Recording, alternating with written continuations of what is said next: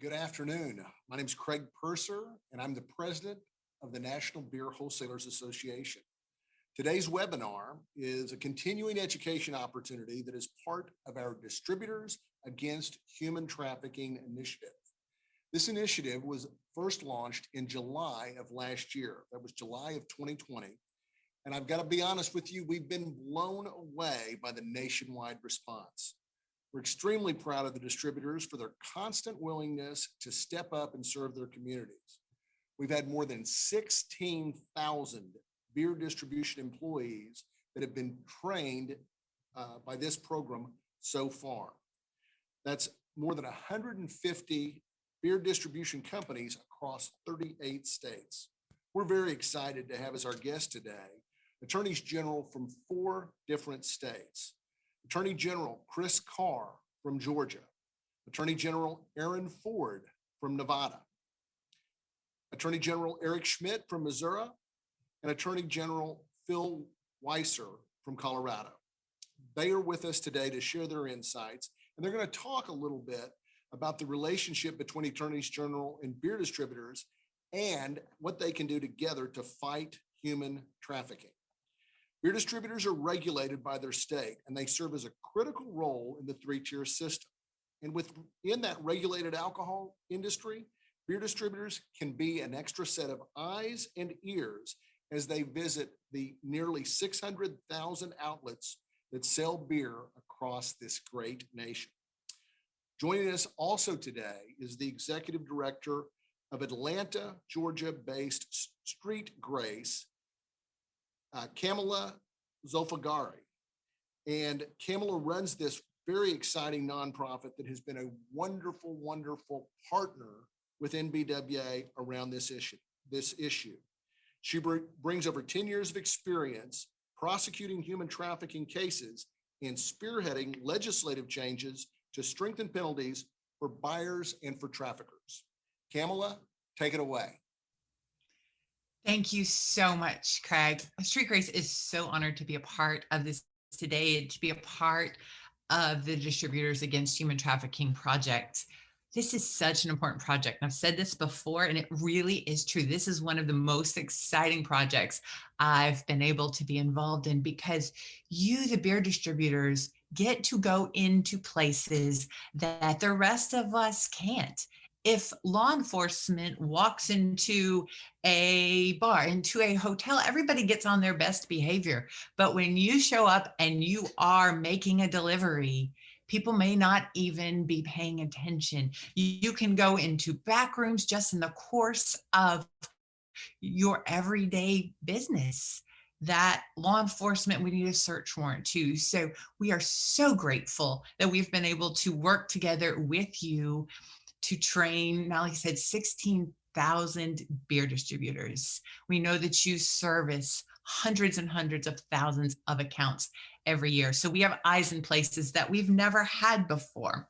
And this really has become a model for other industries. You have no idea how many times we're meeting with other industry leaders, other businesses, and said, here's a great example of how you can get involved and make a difference. And I send people to the website for the Beer Distributors Against Human Trafficking at least a minimum of once a week. So thank you so much. We're thrilled to be a part of it. And we are very thrilled to be able to welcome Attorneys Generals Carr, Ford, Schmitt, and Weiser to this program. And I want to start by introducing everyone, and then I'm going to ask them to just give some opening statements about why this is such an important issue to them and how you can work with them.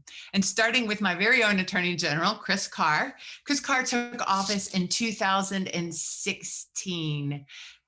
And he spearheaded the creation of Georgia's first comprehensive, multifaceted human trafficking prosecution unit at the Department of Law. Previous to this, he served as a commissioner of the Georgia Department of Economic Development from November 2013 to November 2016. Attorney General Ford from Nevada. He has served as the Attorney General since 2019. Previously, He served in the Nevada State Senate. He held the roles of majority leader, minority leader, assistant majority whip, and other leadership positions on legislative committees. And prior to practicing law, Ford was a public school math teacher. Attorney General Eric Schmitt from Missouri. He took office as Missouri's Attorney General in 2019. And as Attorney General, he has launched several initiatives aimed at reducing violent crime, protecting constituents from the opioid crisis, and addressing the backlog of untested sexual assault kits.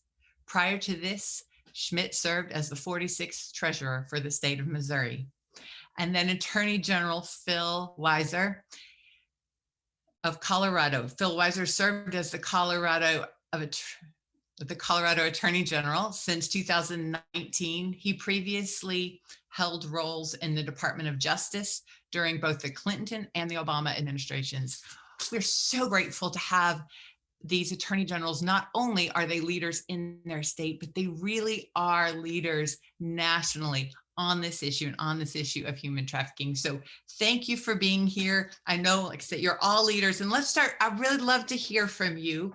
If you could share a little bit about why this is such an important issue for you, and talk a little bit more about your efforts to combat commercial sexual exploitation of children, of adults in your respective states. And then finally, if you'll give us your perspective on how beer distributors can help make a difference. And Attorney General Carr, if I can start with you.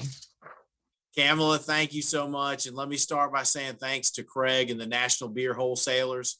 Truly appreciate you being in the fight, bringing the four of us together to talk about this important issue. And it's a great issue for all of us because it is a nonpartisan issue. This is just a human issue. And I'm so grateful for you doing it, for being in the fight. And this is an important issue to me. As Kamala mentioned, in 2016, I was appointed Attorney General.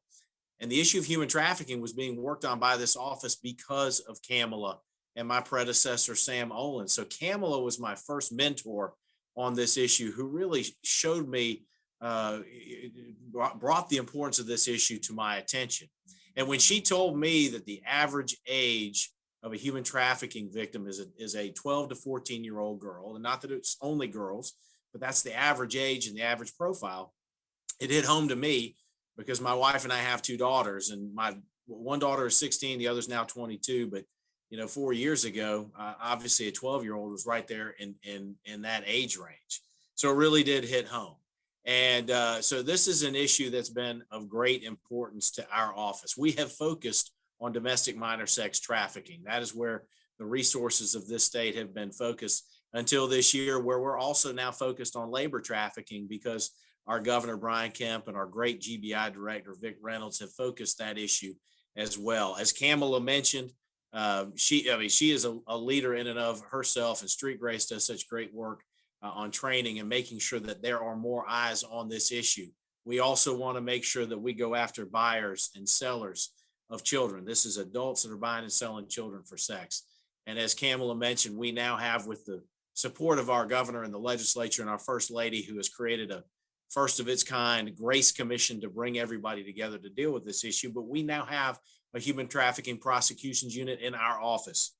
It's been up and running since Labor Day of 2019, so not very long. And then with COVID, has put a little bit of a challenge as far as getting folks into court and making sure that we prosecute them, but they're up and running.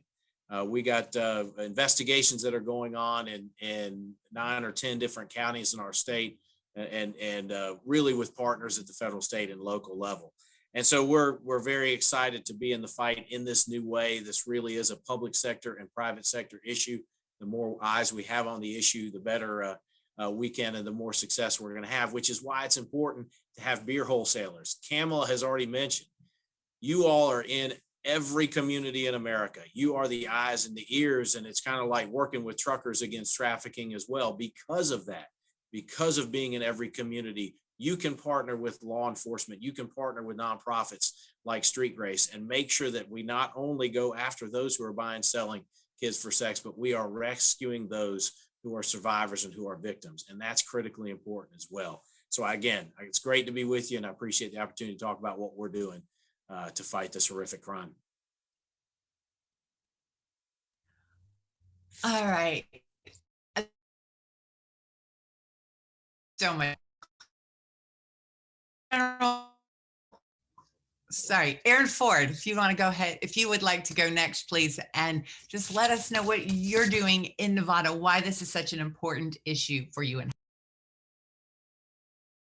Well, thanks so much. I don't know if my computer's messing up, but I'm getting spotty reception. Hopefully you can hear me okay. If not, then good for you. You don't necessarily want to hear me anyway. That said, let me start off by first giving everybody some advice, because here's the deal. When you come to our state, I want you to not get upcharged. It's Nevada, not Nevada. I'm just letting you know, because I want you to be able to receive the discount and not the upcharge. And if you come to our state and you're looking for me, don't say Aaron. My name is Aaron. Because if I hear you call me Aaron, I might have a subpoena in my pocket for you. I'm just saying. So it's Aaron. I am the Attorney General for Nevada. Happy to be here, and thank you so much for including me. And it's good to see my colleagues, Generals Carr, Schmitt, and Weiser on the screen with us. We haven't been able to hang out as of late through our joint association and the National Association of Attorneys General, but I look forward to getting together again at some point. And thank you again for having me here to discuss this important issue. As I said, I'm Aaron Ford. I'm the Attorney General for Nevada. And thank you to the National Bureau Wholesalers for allowing me to speak on human trafficking. It's obviously an inexcusable crime that impacts all cities and virtually all industries, including technology and transportation. And as Chris said, it's something that's bipartisan, nonpartisan. In fact, it's just the people issue.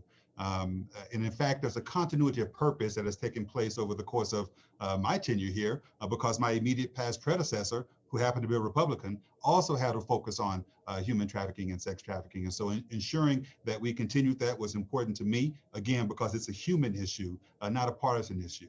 But perhaps worst of all, this is a crime that's hidden and very carefully concealed by those trying to traffic members in our communities. Since this pandemic has hit, we all know that there's been less foot traffic, but now that Nevada is starting to slowly reopen, we started to see a continual raise of awareness. We continually try to raise awareness to our communities on knowing how to spot and how to report suspicious activity. As beer distributors, you actually move through back rooms and unseen spaces, and you have access to areas the public does not. And these areas are often where human trafficking occurs. And so by learning the warning signs associated with human trafficking, distributors can be an extra set of eyes and an extra set of ears on the ground. And we recognize that in our fight against human trafficking. In Nevada's rural areas, since the start of COVID, my office, the Nevada Trucking Association, you've heard a reference to them earlier, and Truckers Against Trafficking, co-sponsored a virtual law enforcement and public transportation human trafficking awareness training program that had attendees from every jurisdiction in the state. My office is also a member of the statewide Commercially Sexually Exploited Children, that's CSEC Coalition, which is responsible for implementing the strategic plan on addressing human trafficking. This plan is specifically designed for each sector, such as law enforcement, foster care, hospitality, public transportation, the general public, schools, the medical arena, and et cetera. We've also conducted statewide human trafficking summits for law enforcement, for prosecutors, and for service providers, where we have the opportunity to both learn and collaborate together to eradicate this crime. During these summits, we've also provided travel scholarships to our rural partners so that they can attend without adding any resource burdens to their agencies. What's critical for everyone to understand is that each of us can play a part in the fight to end human trafficking, and I hope that we'll be able to use these tools to help one another. And so again, I'm delighted to be here to discuss this important issue. We remain committed in my office to attacking this challenge, and look forward to, again, working in a nonpartisan, bipartisan, and a human oriented basis to eradicate ourselves of this horrible crime. Thank you so much. thank you so much, Attorney General Ford. Attorney General Schmitt from Missouri, if we could turn it over to you now to talk about what you are doing in your state to address this issue of trafficking, and again, how the beer distributors can get involved. I'll follow up on my friend there and go into pronunciations. I noticed that Craig referred to it as Missouri, I'm a Missouri guy, but you can say both.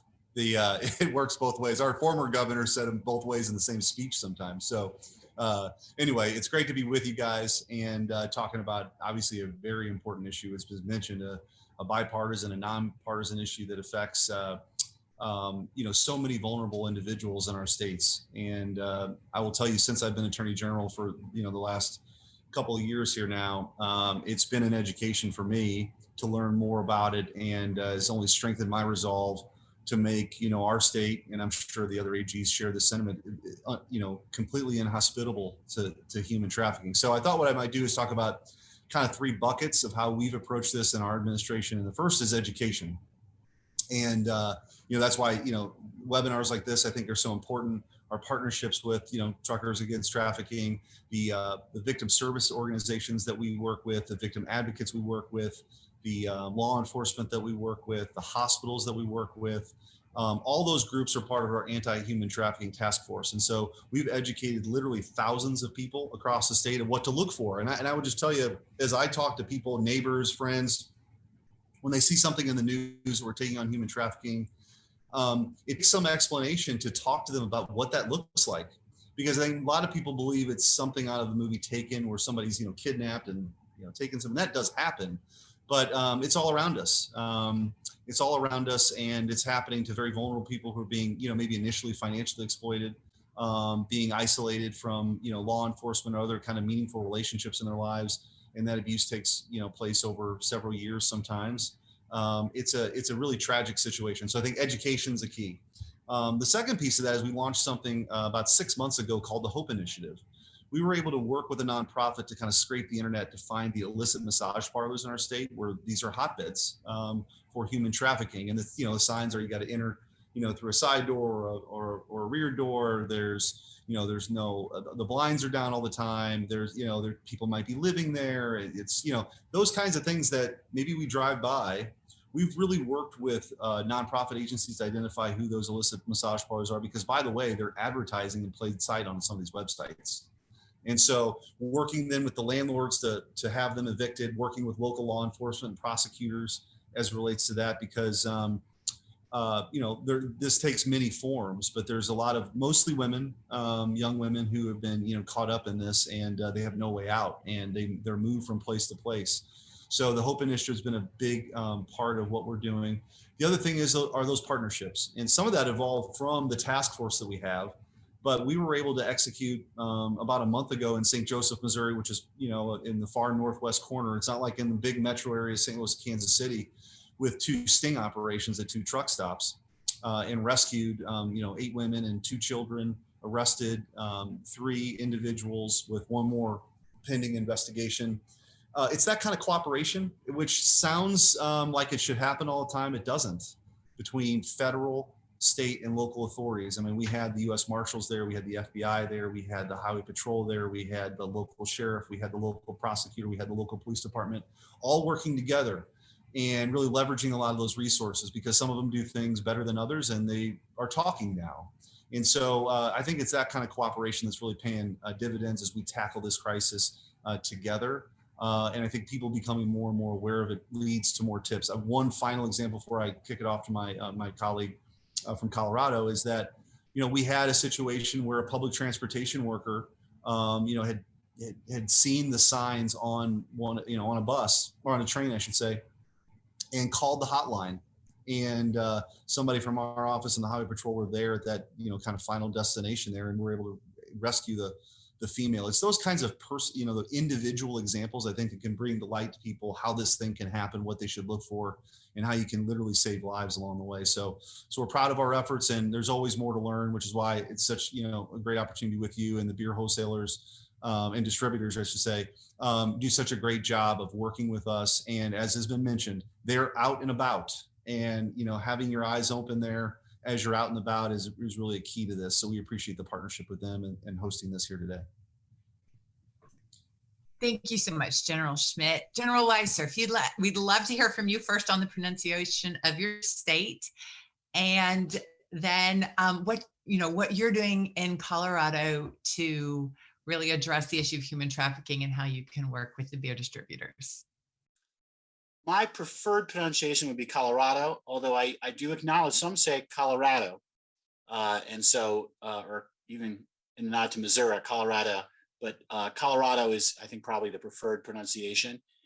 And we don't upcharge anybody here, no matter how you pronounce it. So if you're looking for tourism, as much as we love our neighbors to the west, a lot to enjoy here, Colorado. We also get a lot of traffic that is in the nature of human trafficking. And I appreciate all the comments made.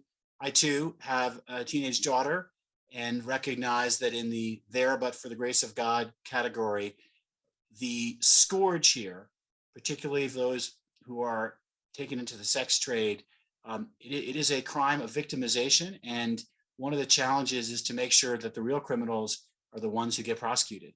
The people who would, whether it's for labor or sex work, take someone against their will and have them spend their formative young years in the shadows. People are not going to get that time back.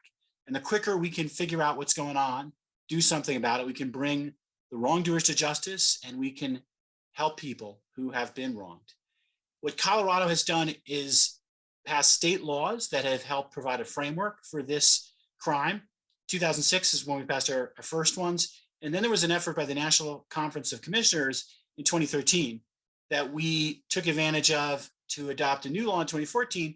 And we also, and this is an important point to emphasize, really work to enable collaboration. Because a lot of times when you've got crimes that can fall beneath the cracks, that's often what happens. No one quite knows who should prosecute it. No one knows what to look for. So we have a system, and it's really driven by a Colorado Human Trafficking Council, to bring people together who come at this from a range of different areas and to work on how we collect data, how we raise awareness, and how we develop policy strategies to address this scourge. We've developed a statewide hotline. In case anyone here wants it, it's 1-866-455-5075. It's known as CONIT. It's how we get information around this activity. And for the beer distributors out there, this has been made before. It's a great point. You get to see things we don't see. And I'm so grateful that we have leadership coming from the national level, getting this word out. This is a human issue. All of us have a stake in protecting human rights, in standing up and addressing a scourge that, again, we know is happening. We often don't bring it out of the shadows enough. For those who can get visibility, we'll talk about what you can do, what to look for. I really thank you. Thank you so much, General Weiser. So If I could just jump in right quick, because I think Chris Carr is going to have to pronounce his state correctly, because the way I pronounce it, it's like Ray Charles pronounces it, Georgia. So, I mean, did I get that right, Chris?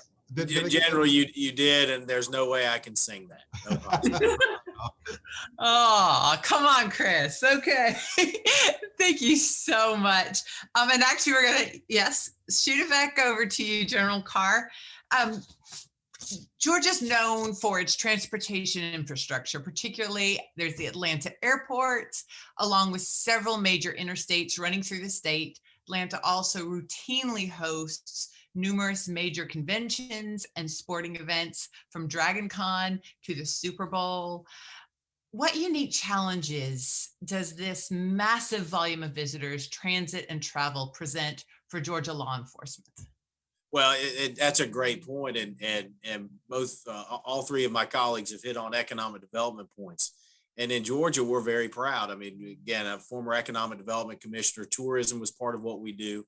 We're proud that we've had the Super Bowl. We are proud that we've had the national championship, college football championship. We've the Final Four, conventions, Dragon Con, you've named it. Unfortunately, along with those conventions can also come human trafficking. We also see it from a logistics standpoint. I mean, when I was at economic development, we always talked about Georgia being a great place for business because of our rails, roads, airport. Hartsfield's a fantastic airport. We always said you're 2 hours by plane and 2 days by rail and truck from 80% of the U.S. market, which is great for legitimate business. But unfortunately, criminals can also use that same network for guns or drugs or human beings or whatever it may be. So what we say is you don't stop investing in infrastructure and you don't stop bringing Super Bowls, but you do stop the criminal activity. And the partnerships that we had, Hartsfield is unbelievable. And Kamala, you know this. What we've done as far as training at Hartsfield, training our federal and state partners that are there. You've got advertisements in the concourses. You've got advertisements, Voice of God advertisements that are going on the train and elsewhere. The focus that we have put there is unbelievable. And then again, raising the awareness that we have through all of the training. And Eric mentioned that the training that's done in Missouri, and we've done the same thing here. It's again, the more eyes you have on the problem, the better and the more success that we're going to have. But it takes those partnerships. It takes federal, state, and local partnerships. It takes that training in the public sector and the private sector as well. So again, we're proud that we can invest in infrastructure. We're proud that we have a logistics network that can support legitimate business and allow families and communities to grow. But where criminal activity becomes a part of it as well, we stop it. We go after it. We nip it in the bud and make sure that folks know that you're not welcome in Georgia when you come to our conventions and our sporting events. And we're going to go after you if you do. Thank you so much, General Carr. And if I can get this right. So General Aaron Ford from Nevada. So Nevada has large urban area. That's what we tend to know, but a significant part of the state is rural. Can you share a little bit about how you approach the problem in urban versus rural areas? Yeah, absolutely. I mean, there are some similarities in the way that we would approach that, in the sense that we think it's an all hands on deck approach. As Chris talked about, we oftentimes get, as you might imagine, a lot of conventions coming through as well. This time last year, we were gearing up for basketball, March Madness. We were gearing up for a possible Super Bowl opportunity and discussions around those things. And we worked with all of our local law enforcement, federal agencies as well, to coordinate to ensure that we had the appropriate personnel available to respond to opportunities to address and to intercept these types of occurrences. And similarly, out in the rurals, we work with all of our rural agencies, local law enforcement agencies. I actually have in my office a Nevada domestic violence ombudsman, and I know we're talking about human trafficking, but in that ombudsman office, we also we've expanded our jurisdiction to address human and sex trafficking as well. Our ombudsman is particularly situated to help provide information, referrals, and other necessary assistance to victims, to the criminal justice system and to the general public, and is available to respond to and to address complaints and concerns. She works hand in hand again with local law enforcement agencies. We receive names of folks oftentimes who, for example, may be arrested on something, and we learn that they are the victim of human trafficking and are attempting to get away from the individual who's trafficking them or the organizational group that's trafficking them, and we can quickly get them into contact with our domestic violence ombudsman, look into our victim services funds, and get this person relocated quickly, right? And so these are the types of things that we work on internally with our office. We have what we call a tri-county prosecution unit that works with 3 different rural communities: White Pine County, Lincoln County, and Eureka County. And this person is specifically designated to work on domestic violence. But again, we have expanded that jurisdiction to help our ombudsman to identify instances of human trafficking. So it's an all hands on deck approach. We work with law enforcement up and down. I don't know about my other attorneys general colleagues, but we have the ability in our state, in my office, to submit bill draft requests, legislation to our legislature. And we are in the legislative session right now, and I've submitted bills to be considered and hopefully passed and signed that also help to address human trafficking. And so again, looking at this from an all hands on deck approach, recognizing it's a human issue, not just a legislative issue, not just a law enforcement issue, not just a public or private party issue, but something that we all as an entire state should be engaged in, has been helpful for us trying to address it. Thank you so much, General Ford. So General Schmitt, first of all, I just want to say, I know my boss at Street Grace National, Bob Rogers is so grateful to have been partnering with people in your office on the tech side of some of your recent operations. So thank you so much. COVID has impacted nearly every facet of our lives. And has COVID made it more difficult to detect human trafficking? And what are some of the biggest hurdles in general to uncovering cases of human trafficking?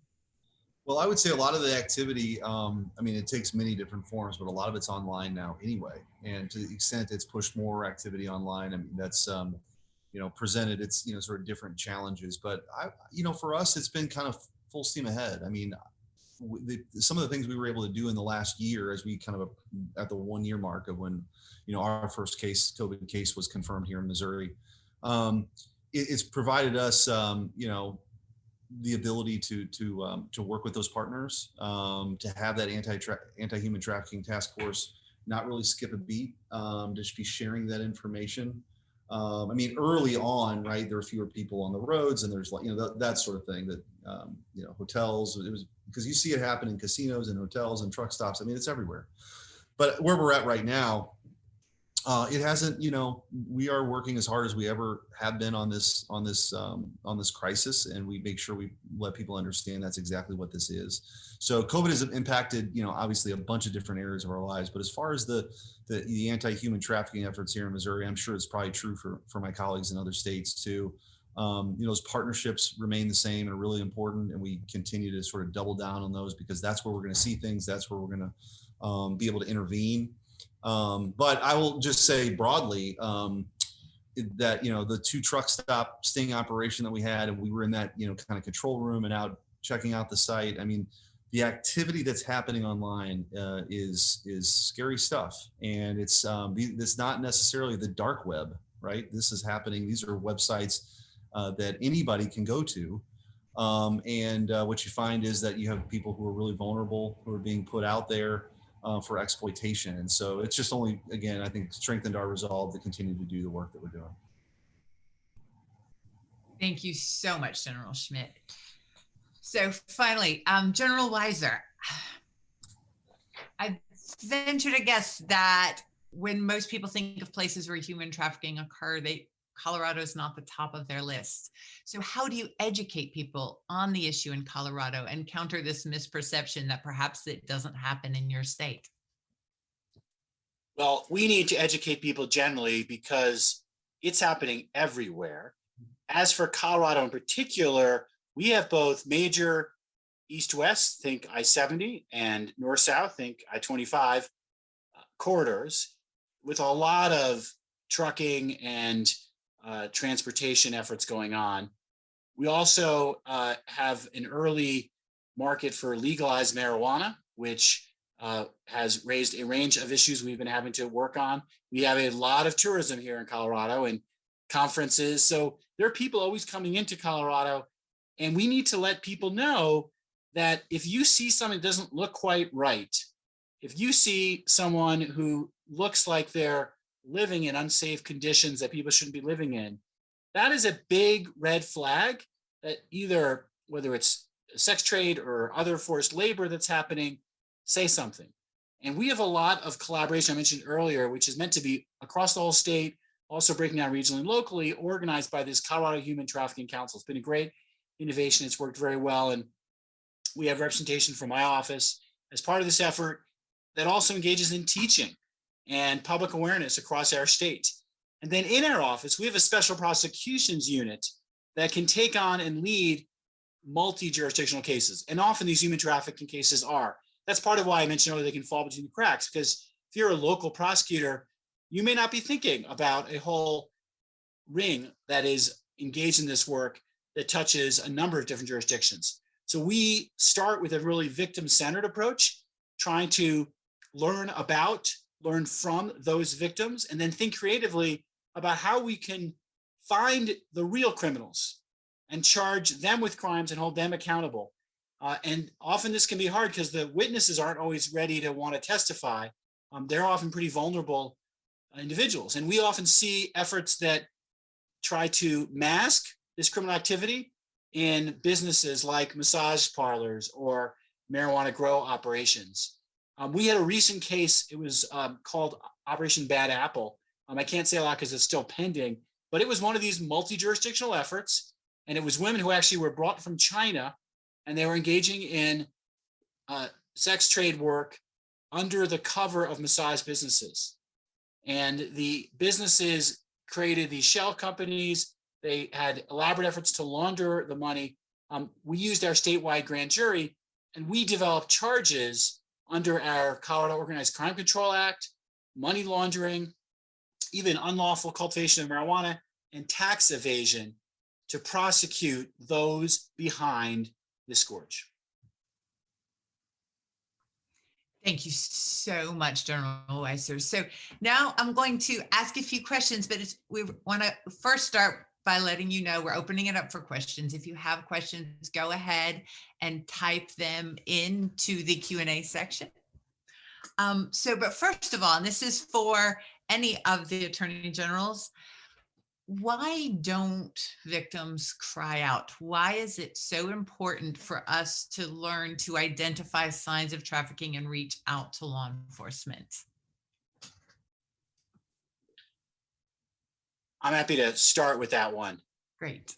Those who are behind this crime are mindful about finding vulnerable people who are afraid, and they cultivate that fear. They use that fear. And as a result, those who are the true victims of this crime themselves are even afraid that they might be charged with a crime. So if police might even talk to them, it might not be an easy effort to get the whole story. That's why getting broader visibility to what's happening to allow strategic and effective investigations is often necessary. This is not an easy crime to unearth, to investigate, or to prosecute. Thank you so much. If anyone else wants to chime in, if not, we do have another question I can ask. Okay, thank you so much for this question. It's a great question. So how do you build a strong case to prosecute human trafficking? Are there specific signs and things that distributors should be looking for to help you and your prosecutors build strong cases?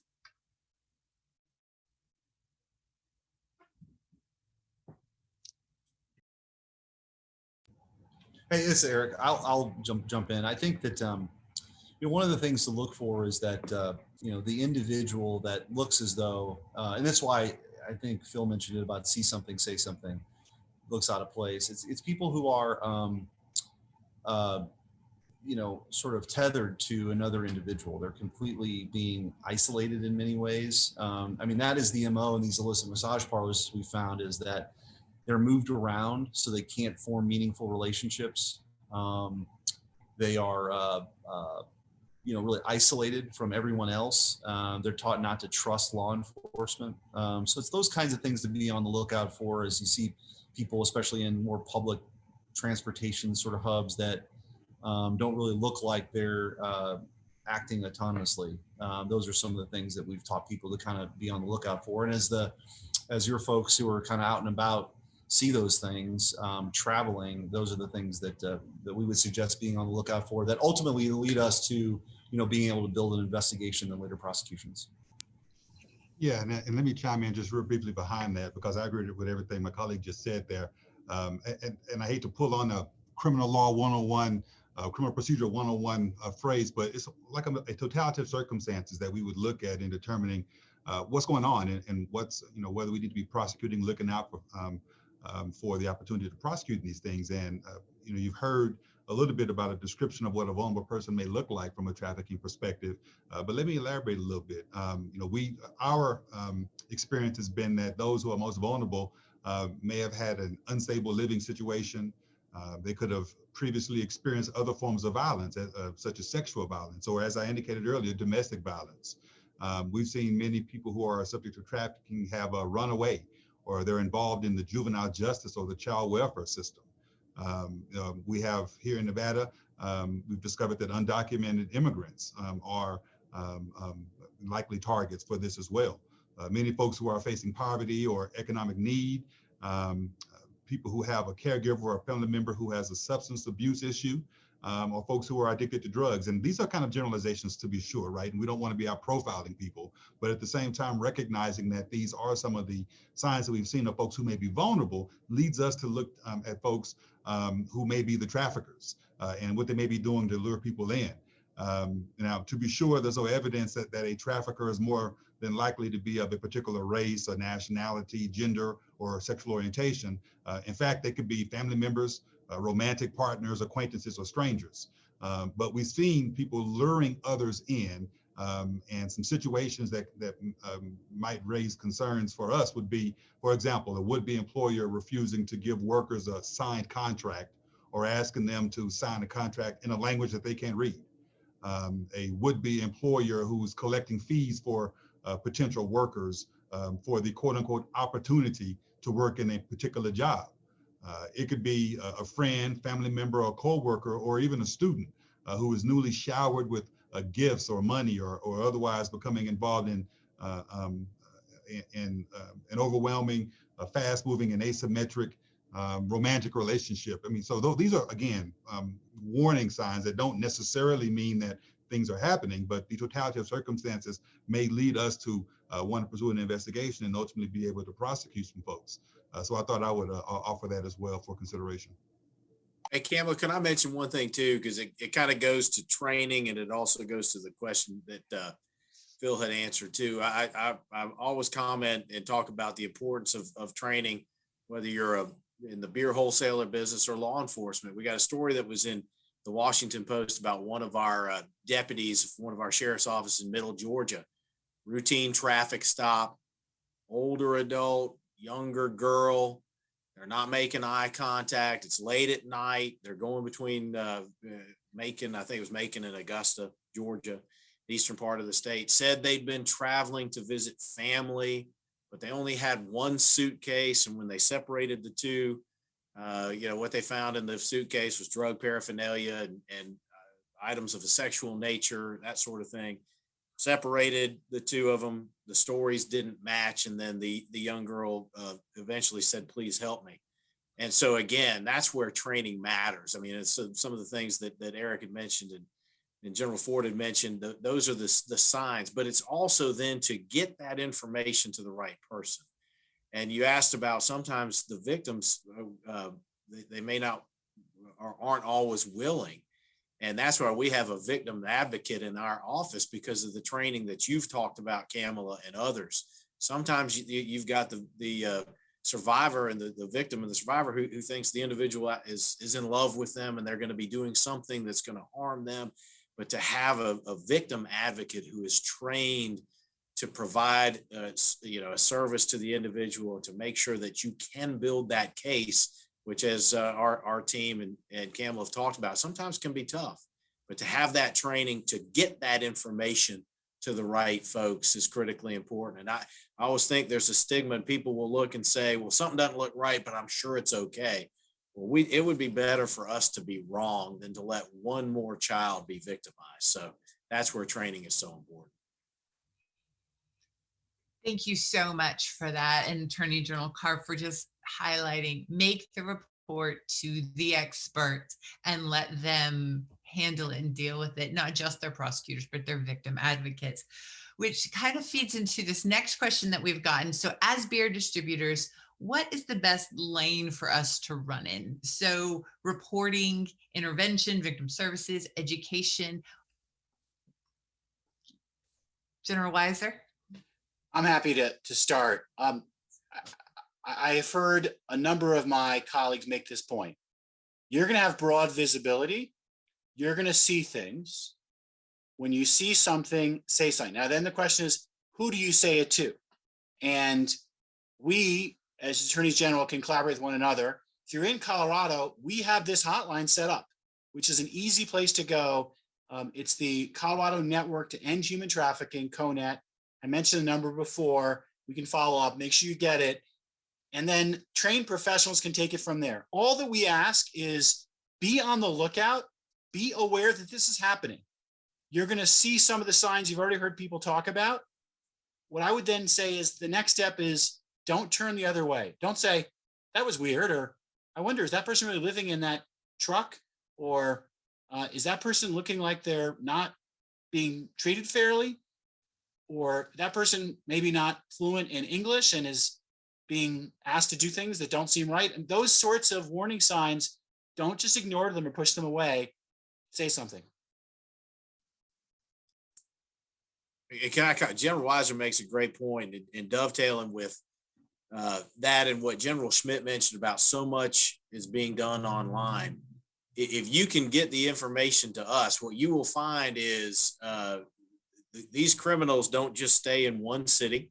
They don't stay in one county. They don't stay in one state. And because this issue, as we have all mentioned, this is a nonpartisan issue. Our teams work together. We can communicate and collaborate both with other attorneys general's offices as well as with our federal partners. But that's the key here as well, because as General Schmitt said, I mean, oftentimes somebody says, well, I'm going to be in Atlanta today and I'll be in Savannah tomorrow and I'll be, in Jacksonville on a third day, whatever it may be. That's where this building, this communication and working together is critically important. Okay. Thank you so much. And that really dovetails into the next question that we have. We've talked a lot about travel and travel hubs, but are most victims of trafficking taken from their homes and cities to live and be victimized in another land, in another city? Or is it common to have trafficking victims still living at home while being victimized? Yeah, the latter. And as I said, I think it's been, it happens. It's more sensationalized for movies. It does happen, and those are tragic circumstances, and we all should be on the lookout for those sorts of things. But the truth of the matter is, this is happening, in local hotels, in massage parlors, illicit massage parlors, at truck stops, and some of the examples we have are. These are, a boyfriend taking his girlfriend with kids in the back seat to a rendezvous point and been advertised online. And that woman is incredibly vulnerable. I mean, those are the kinds of examples that are happening every day. And so it's happening in big cities and it's happening in small towns and everywhere in between. And I don't say that to, frighten everyone, but that's the reality of this situation. And I think the more people understand that, as opposed to thinking there's a van pulling up and those, as I said, those situations are tragic, but that's just the exception, not the rule. And so I know we're running low on time, but I'll just make one final point on, it's not really necessarily related to this question, but I am optimistic. You can tell from my colleagues here, all of us are tackling this, I think, with great gusto. And one of the challenges have been, how do you kind of scale this up from a statewide perspective when we're doing those things? I actually think the next phase to all this, and our office is working, I know, with a lot of offices across the country, is, as Chris said, this doesn't happen in one county in isolation. It doesn't happen in one state in isolation. So I think the more, more AGs are focusing on this with partnerships like you guys, this is going to become a more kind of a nationally coordinated effort as, Colorado connected to Kansas connected to Missouri, and so that's, I think, the next phase to all this. And I'm excited about working with my friends and colleagues. Thank you so much. And I can tell you guys are reading the questions even before I ask them as people are asking them. So for one, just final question following up on General Schmitt. You're all leaders, and you're all leaders because you're collaborating so well within your state and nationally with each other. But what barriers are there still to collaboration that you think we need to work to overcome? I think there's those sort of, which is not unique to this effort, but in, sort of criminal, anti-crime initiatives in general, is there's still some of that kind of jurisdictional turf battles that you have to overcome. But I feel good about where we're at.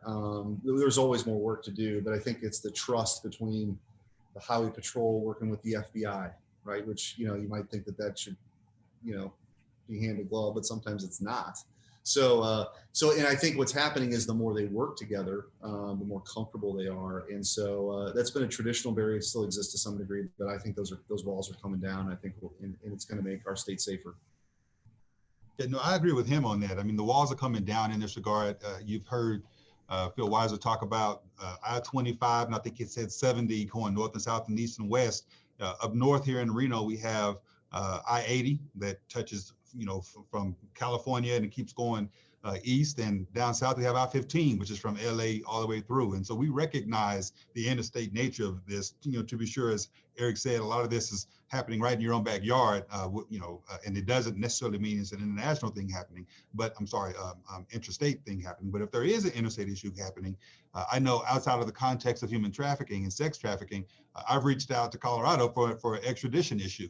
And they've reached out to us on extradition issues based on crimes that are committed. And we know that the perpetrators are elsewhere. So, we work well together on issues like that. Jurisdiction does remain an issue. But again, the human nature of this, as opposed to the partisan or state specific orientation of this issue, lends itself to more cooperation, I think, than maybe have been present in the past.